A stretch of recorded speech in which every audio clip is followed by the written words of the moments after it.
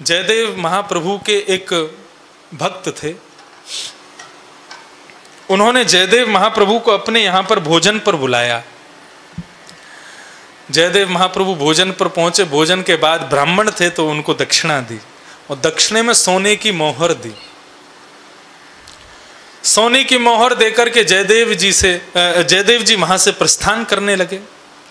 तो अपने घोड़े पर बैठ करके जैसे ही निकलने लगे तो बीच मार्ग में कहीं ठग मिल गए। रात्रि का समय, उन ठगों ने जयदेव जी को रोक लिया। जयदेव उनकी ख्याति बहुत थी, सब जानते थे, लेकिन उनको देखा बहुत कम लोगों ने था। वो सब जगह अपनी ख्याति का प्रदर्शन नहीं करते थे, सबको सहज बताते नहीं थे कि मैं कौन हूं।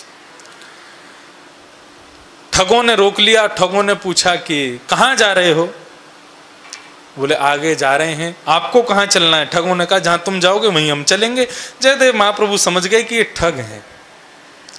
उन्होंने कहा कोई बात बढ़े उससे पहले मैं पहले ही प्रस्तुत कर दूं। उन्होंने अपनी जेब से सोने की मोहरें निकाली और उन ठगों के सामने रख दी। बोले आपको जितनी चाहिए आप ले जाओ। बोले ये इतनी जल्दी कैसे मान गया? तब एक ने कहा, बोले कि ये ना अभी हमको सोने की मोहर देकर के हमसे बच के निकल जाएगा, आगे शहर में जाके हमारी शिकायत करके हमको पकड़वा देगा। क्या करें? बोले सोने की मोहर रख लो और इसके हाथ पैर काट दो। और उन ठगों ने महाकवि कविराज श्री जयदेव जी को घोड़े से उतारा, सोने की मोहरें अपने पास रख लीं, उनकी दोनों भुजाएं और दोनों पैर काट दिए और काट करके उनका जो बचा हुआ शरीर था उसको कुएं में फेंक दिया।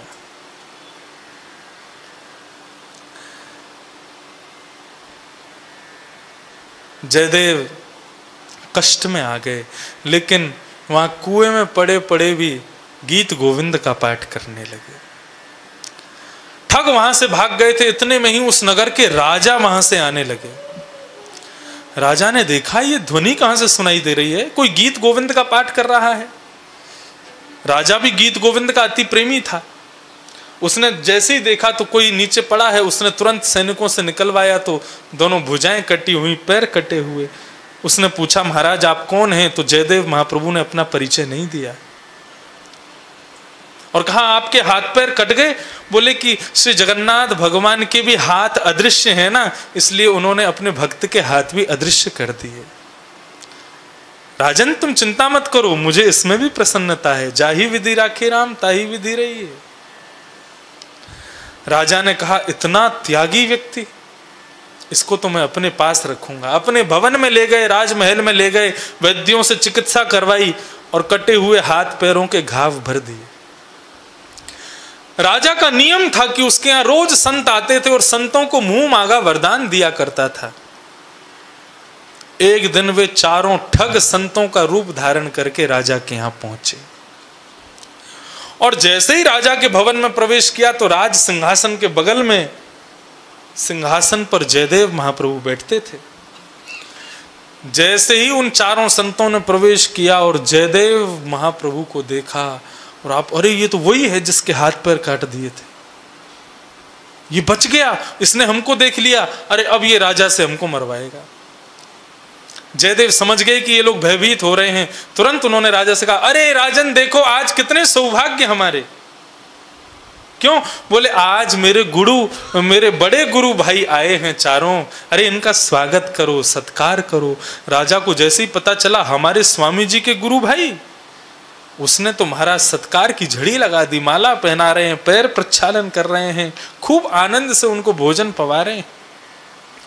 उन चारों के हृदय में धुक धुक हो रही है, ये कभी भी मरवा सकता है हमको।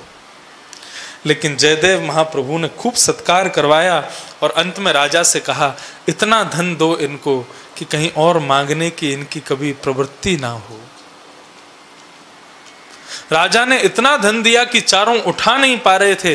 तब जयदेव महाप्रभु ने कहा अपने सेवकों को भेजो, इनके घर तक इनका सामान रख करके आएंगे। क्षमा, नहीं किया क्रोध, लेकिन प्रकृति किसी को नहीं छोड़ती। चारों जाने लगे। तब सैनिकों ने पूछा, महाराज आप क्षमा करना, लेकिन हमारे राज्य में इतने संत आए, किसी का ऐसा सत्कार नहीं हुआ। हमारे स्वामी जी जिनके हाथ पैर कटे हैं, आपसे बड़ा प्रेम है उनका। आप लोग पूर्व में कहीं साथ में रहते थे, कोई कथा हो पूर्व की तो हमें बताओ। चारों ने फिर से झूठ बोला है। बोले अरे क्या बताएं, हम चारों और तुम्हारे वो स्वामी जी, हम एक राजा के यहाँ नौकरी करते थे। तुम्हारे उन स्वामी जी ने उन राजा के यहाँ बहुत बड़े मूल्य की चोरी की थी। राजा ने हम चारों को आदेश किया था कि इसके हाथ, इसका सर धड़ से अलग कर दो जंगल में ले जा करके, लेकिन इसने हमसे बहुत प्रार्थना की, हमारे चरणों में सिर रगड़ने लगा और कहने लगा मुझे जान से मत मारो, तो हमने केवल हाथ पैर काटे, इसका सर नहीं काटा। इतना भयावह झूठ बोलने लगे, इतना भयंकर झूठ बोलने लगे, प्रकृति क्षमा करेगी? जमीन फट गई वहीं पर और चारों के चारों उस जमीन में समा गए। सैनिकों ने बात जाकर के राजा को बताई। राजा ने जाकर के उन स्वामी जी से कहा, महाराज ये सब क्या हुआ, मुझे समझ में नहीं आता, मुझे बताइए। तब उन्होंने पूरी बात बताई और कहा, राजन मैं कोई स्वामी जी नहीं हूं। कौन है? बोले कविराज श्री जयदेव। जयदेव का नाम सुनते ही राजा का रोम रोम प्रफुल्लित हो गया। बोले आप जयदेव महाप्रभु हैं? बोले हाँ। और उन्होंने पूरी बात बताई, इस प्रकार इन्होंने मेरे हाथ पैर काट दिया, आदि आदि पूरा संदर्भ बताया।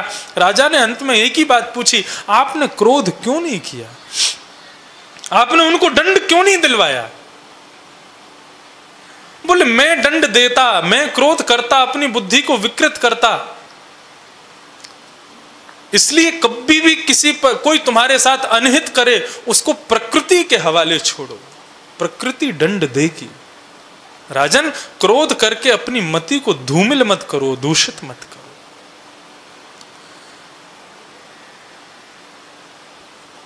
इस प्रकार जयदेव महाप्रभु ने इतने बड़े अत्याचारियों पर भी क्षमा के भाव रखे। ऐसे जयदेव हैं। श्रित कमला